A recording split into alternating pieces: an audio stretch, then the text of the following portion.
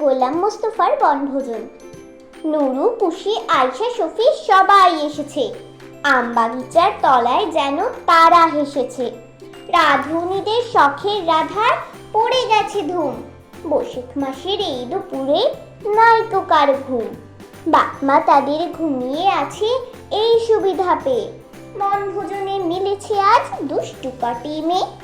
কেউ এনেছে আঁচল ভরে কুড়িয়ে আমের গুটি, নারিকেলের মালার হাড়ি কেউ এনেছে দুটি। কেউ এনেছে চৌদ্দ পুজোতে কেনা রঙিন ঘুড়ি, কেউ এনেছে ছোট্ট বাটি, কেউ এনেছে ছুরি। বসে গেছে সবাই আজি বিপুল আয়োজনে। ব্যস্ত সবাই আজকে তাদের ভোজের নিমন্ত্রণে। কেউ বা বসে হলদি বাটে, কেউ বা রাঁধে ভাত, কেউ বা বলে ধুত্তরি ছাই পুড়েও গেল হাত। বিনা আগুন দিয়েই তাদের হচ্ছে সবার রাধা, তবু সবার দুই চোখেতে ধোয়া লেগেই কাদা। কোরমা পোলাও কেউ বা রাধে, কেউ বা চাখে নুন, অকারণে বারে বারে হেসেই বা কেউ খুন।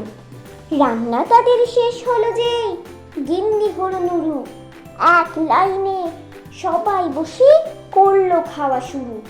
ধুলো বালির কোরমা পোলাও আর সে কাদার পিঠে, মিছি মিছি খেয়ে সবাই বললে বেজায় মিঠে।